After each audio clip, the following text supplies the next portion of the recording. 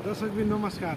अहिले यस्तो बाटोमा यस्तो व्यस्त बाटोमा पनि मान्छेहरूले पिछे फेरिरहेको छ। तपाईँले देख्न सक्नुहुन्छ यहाँ खोला छेउमा एकजना व्यक्तिले पिछे फेरिरहनु भएछ। म उहाँलाई कारबाहीको लागि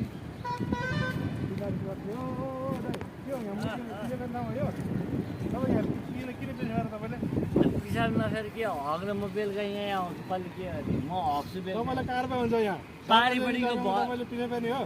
पारिपट्टिको सुकुम्बासी घर हामी ट्रेनमा हगेको छौँ त सुकुम्बासी हो त यो भने हेर्नु नि यार तपाईँहरूले खोला हो हजुर खोला गर्नु परेन यार। अनि खोलामा हग्न नपाउने पिछे फेर्ने ठाउँ हो यो भने पिछा फेरि ठाउँ होइन आयो मैले मुद्दियो हो अब तपाईँको यो पिछे फेर्ने नै सरकारले काटिदिन्छ के गर्नुहुन्छ तपाईँ? यत्रा काटेर रेप गरिन्छ के अरे निर्मला पन्तको त मैले रेप गरेँ त्यसो काट्नु छैन घन्टा काट्छ यो मुजी सरकार त्यहाँ त वाइवाल कुरा चाहिँ नगर्नु है। होइन मलाई त आज साह्रै मन दुखेर बोलिदिया हुन्छ के गर्ने निर्मला पन्तको हत्या गरे बलात्कार गरे भनेर तपाईँले त्यसरी भन्नु सुहाउँछ दिन ढाडै।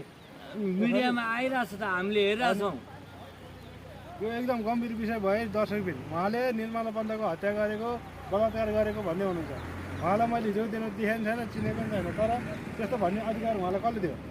हामीले मिडियामा हेरेर भन्नु नपाउनु अब तपाईँले गरे भन्नुहुन्छ त यार। मैले गरेँ भने हो र नेपालको पुलिस के तपाईँले मैले निर्मला पन्तको हत्या गरेको हो त्यो भिडियो हामीले हेरेको नेपाली पुलिस के मुतिया मुजीलाई तुरी काटिदिए कस्तो कुरा तपाईँले गरेको ल ल ल ल यो अब पुलिसलाई गएर रिपोर्ट गर्नु पर्छ।